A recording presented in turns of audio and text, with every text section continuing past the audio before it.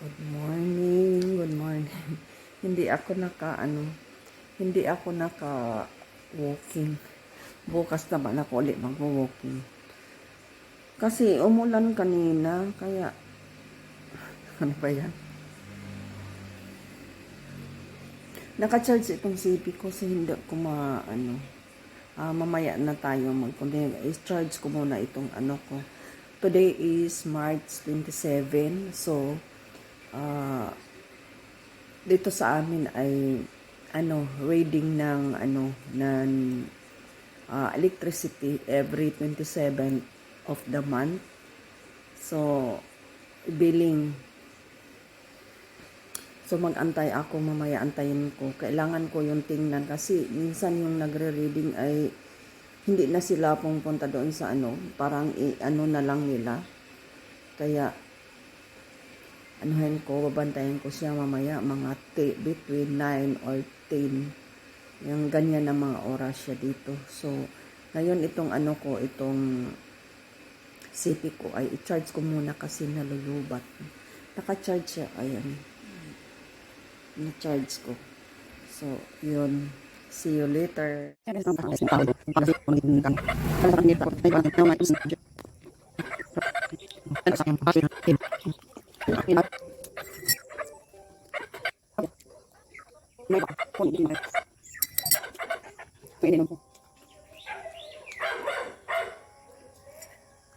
Tapos yung tubig ay marong pandan. Yung biniboil ko kahapon. Nag-boil ako kahapon ng pandan. Nilagay ko sa sa thermos ang kalahati. So inano ko dito. Doble.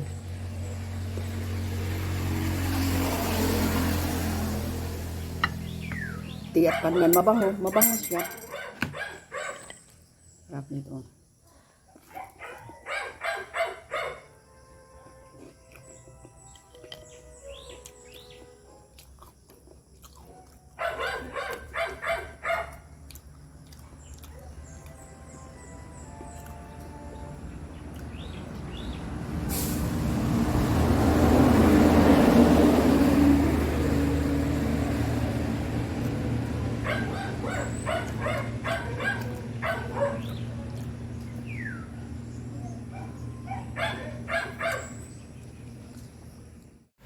So, ayan guys. Hello.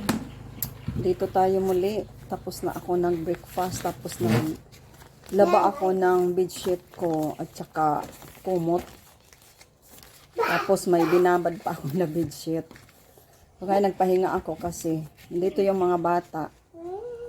Yung mama nila ay inutosan ko doon sa sentro para bumili ng bigas namin kasi wala na, paubos na yung bigas namin, mga dalawang salang na lang yung namin yung rice. So pinabili ko siya ng half sack bali kasi yun yung yung half sack lagi yung binibili ko mo, yung 25 kg. Depende yung sa namin pagsasaing is maabot ng din 1 month. So, yung binili ko last month is February. Red rice is 1,300 yung yung half sack bali. So, yun inutosan ko siya doon bibili at saka bili ng isang case na Coke. Tapos yun. At ngayon dumating na yung kasi kanina dumating na yung bill, nagre-reading na yung sa electric. So yung bill ko ay tumaas kaysa last month. Yung last month is 1,000 yun. Hindi nag 1,500, less than 1,500. So ngayon ay tumaas 2,026 pesos yung bill ko. So tumaas talaga siya para akong So ngayon ang PLDT is, minti naman yung PLDT, yung monthly ko is 1,699. So kasama na yung yung charge, may charge yan pag nagbabayad ako is 5 pesos. So mga 1,700 plus. So yun. So ngayon kasi na yung yung aircon ko is nag-i-error, nag-CH spin siya. nag-CH10. Tapos nung isang araw, kailan yun, pina-check ko sa sa technician, yung siya talaga yung nag-maintenance, siya yung nag-install, siya ang maglilinis. So, siya talaga yung maintenance ng aircon kasi yun, yung split LG inverter. Yun, LG inverter. Ngayon, nag-chat siya sa akin kanina o nag-text na kasi sabi niya sa akin, sensor daw yung kailangan palitan. So, kaso, yun na nga kanina, kasi nung isang araw sabi ko, kumusta na yung ko, kung magkano yung, kasi pa siya sa Butuan, sa LG. Nag-inform siya, ngayon sabi niya, kasama na yung 8K, 8,000 daw yung to. Tapos hindi ko pa siya ni-reply kung kasama na yung kung kasama na yung labor. So yun yung malayo din kasi siya dito sa amin, nasa city.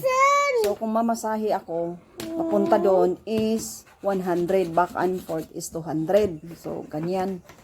So yun, tinitext ko siya kung magkano. So 8,000 daw. Hindi ko pa ni-reply kung ba. So mamaya i-reply ko siya. So bali yung magastos ko nito lahat-lahat na ngayon na month is 11,000. Mga 12,000. Hindi pa yung kasama na yung electric bill, yung ganyan, tinototal ko. Saan ko yung kunin yung ganyan pera. So yun, ganyan yung magastos ko sa hindi pa kasama yung doon pa yung pinadala ko yung yung manugang ko ng 2,000 papunta doon na kasi bili ng rice. So yun yung sige na. So yun guys yung natin. Parang ako talaga. Kanina pag nabasa ko yung text ng technician, sabi ko, oh my God, parang natay ako, yung parang pinapawisan ako. Oh my God, ang laki pala. Akala ko mga mga 4,000 yung mga ganyan. Kasi kasi yung ko, yung yun na nga, yung aircon ko is split tapos LG inverter. So ganyan. Na yung 5 years na siya. 5 years na yung yung aircon. Simula nung 2020 o 20. Basta na siya, 5 years, more than 5 years. So yun guys yung natin ngayon. So yung weather ngayon ay medyo siya. Ayan. Hindi masyado. Kanina na, umarayan ko. Kulimlim na naman. Yung kamatis ko, namulaklak siya, pero hindi nabuo yung bunutin ko na ito. Para mag-umpisa na naman ako tanim ng kamatis kasi na. So, yun natin ngayon. So, ang ulamin namin ngayon, lunch, is mayroon kaming fresh Mickey. Yung isang araw yun, nilagay ko sa rip. So, ngayon, yun ang ulamin namin. Mayroon kasi akong beef na hiniwa-hiwa ko yun bago ko nilagay sa freezer. Hiniwa-hiwa ko yun ng pataas. So, yun na lang ang ipamaris ko sa sa fresh Mickey. Pwede naman yun. Yun yung lunch namin ngayon. So, dinidepros ko na yung yung beef kahapon. So, na yun. So, yun guys. See you later. So, ayan na guys. Kain na kami. Ito ulam namin ngayon. Lunch. Ayan. Tapos, ulan na naman. Ayan, kinuha ang sinampay ko sa labas. Ng yung kanina nga, sabi ko, naglaba ako ng bedsheet. Ayan, Kasi ulan na. Ayan, Grabe ang ulan. Hindi talaga maasahan ang araw ngayon.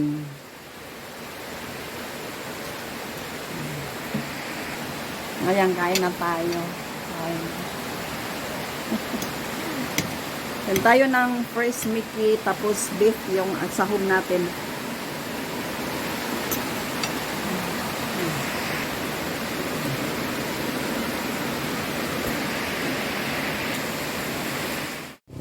Guys, tapos na kayong kumain. Hindi pa pala kami tapos kumain. May pa. Watermelon.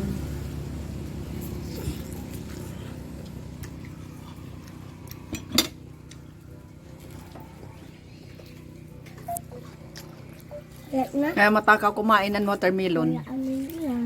Hello, Stephen. Hi. Fine. Nakakayan na bata ng watermelon. Hindi na ubos namin ng ulam.